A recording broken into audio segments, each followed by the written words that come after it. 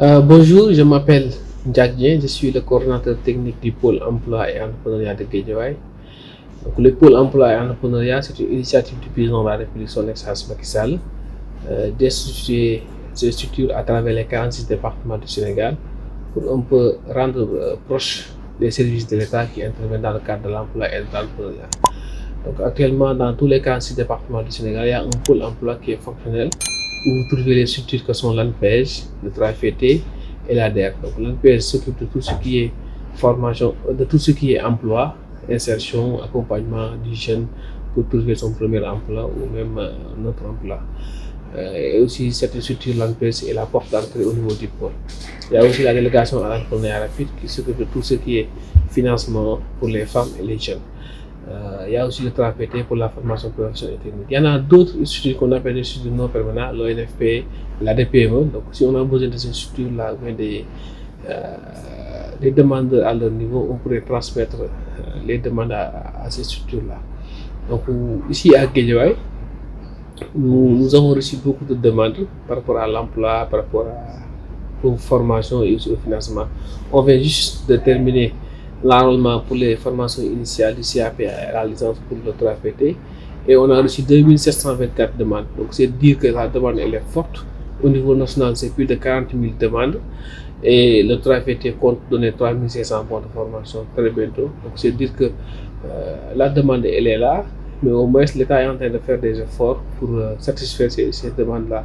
À côté aussi, à Guédiawaye, nous avons reçu beaucoup de demandes de financement. Premier jet, c'était 1141 demandes.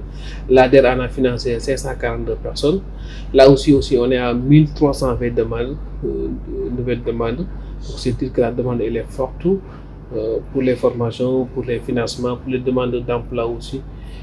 C'est pareil, mais on essaie toujours tout le temps de satisfaire. Donc, c'est le moment et le lieu d'inviter davantage les jeunes de fréquenter les pôles, mais aussi toutes les structures qui interviennent, aussi les entreprises qui peuvent recruter des jeunes. Parce qu'il y a la convention nationale État employeur qui est gérée par la direction de l'emploi, où le président l'a pris de 3 milliards jusqu'à 15 milliards. Donc pour accompagner les entreprises qui puissent prendre des jeunes. Aujourd'hui, si une entreprise du média a besoin d'un vidéographe, il peut prendre des jeunes. L'État pourra payer les 50%. Il y a aussi le PF2E, formation duale, où le jeune est en entreprise 80% d'heures et 20% au niveau des écoles pour renforcer ses capacités. C'est donc dire que le problème de qualification, le problème d'insertion, l'État est en train de faire ça à travers le programme Préindawi où c'est 150 milliards pour les 3 ans, 450 milliards pour les 3 ans. Et ça se déroule au niveau des pôles emploi et entrepreneuriat de chaque département.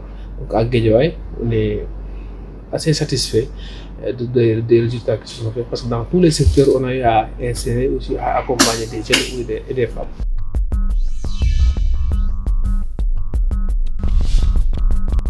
Moi, je pense sincèrement que c'est la solution en fait, parce que l'État ne peut pas absorber tous les jeunes là qui sont demandeurs. Les entreprises aussi à côté ne peuvent pas recruter tout le monde. Donc aujourd'hui, nous sommes un pays, alhamdoulilah, très paisible, où aussi c'est un pays où on peut faire l'entrepreneuriat. Donc je pense que c'est la solution pour résorber le problème de chômage. Si un jeune aujourd'hui exerce dans le cadre du maraîchage avec 2 hectares ou 3 hectares, il y a la possibilité d'avoir des jeunes qualifiés et de les trouver un bon emploi. Dans d'autres domaines aussi, c'est beaucoup. Donc aujourd'hui, on invite les jeunes à plus d'avoir des projets porteurs, porteurs de croissance et des projets innovants. Aujourd'hui, il y a l'ADER qui finance, qui est au niveau de tous les pôles. Donc on invite les jeunes à aller au niveau des pôles. À côté aussi, il y a l'ANPEJ qui est au niveau des pôles, qui accompagne les jeunes dans tout ce qui est création de projets, dans tout ce qui est accompagnement technique. L'ADPME aussi, si vous êtes un PME et vous avez des difficultés, l'ADPME est en train d'encadrer. Donc c'est pas toujours évident, c'est pas facile l'entrepreneuriat. Les gens pensent qu'aujourd'hui c'est facile de trouver un financement, mais aussi c'est de décoller parce qu'on a un très beau projet. Mais il y a des couacs, il y a des blocages, c'est pas toujours évident. L'entrepreneuriat, nous tous, on a pu peut-être démarrer avec l'entrepreneuriat à un moment donné, mais c'était un peu difficile, c'était un peu compliqué.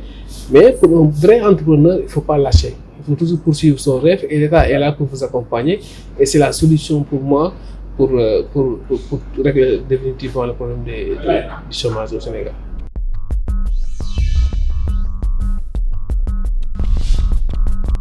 Voilà, donc les pôles emploi et entrepreneuriat, c'est une récente initiative Parce que quand on a fait des surveys au niveau national, on s'est rendu compte que des jeunes se plaignaient. Moi, je donne mon exemple tout le temps par rapport à ça. Avant de venir au niveau du pôle emploi de Guédiawaye, je servais à l'ANPEJ de Saint-Louis.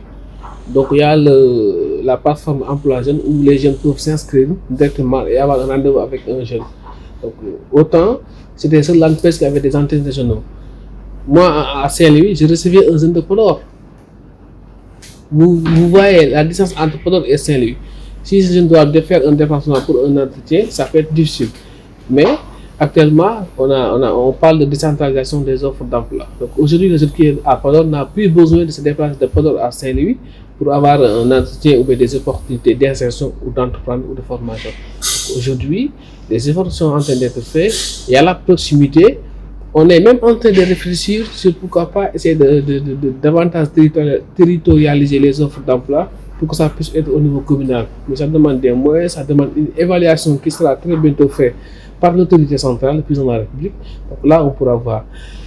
Le programme Xëy Ndaw yi, sur 3 ans, le président ambitionne de recruter 65 000 jeunes. C'est énorme comme effort. L'État du Sénégal, si vous voyez de 1960 à 2000, c'était moins de 95 000 employés. Aujourd'hui, on parle de 3 ans, 65 000 emplois à créer. Et des emplois durables parce que les jeunes sont assez très bien payés, sont assez très bien accompagnés par rapport à tous les dispositifs de l'État. Donc c'est dire qu'il y a des résultats qui sont en train d'être faits, il y a des efforts qui sont en train d'être faits, mais comme la question précédente, je pense qu'on pourra plus pousser les jeunes vers l'entrepreneuriat, d'autant plus qu'il y a la formation, il y a l'accompagnement qui se fait, on ne donne pas le jeune son financement et on laisse à lui-même parce que l'entrepreneuriat c'est pas trop facile, mais la donne est en train de changer. Autre aussi innovation majeure dans la formation professionnelle et technique. L'État veut envoyer les 30% des sortants du secteur secondaire vers des formations professionnelles et techniques. Et là aussi, l'État accompagne avec l'ONFP, avec l'ADPME, surtout avec le 3FET qui finance à hauteur de 90% les formations, le PF2E, la formation duale. Donc c'est pour dire que tous les efforts sont en train d'être encouragés et aussi soutenus par l'État du Sénégal. Donc on invite des jeunes à aller vers des formations professionnelles et techniques, des jeunes qui ont des qualifications et tout, d'aller vers l'entrepreneuriat.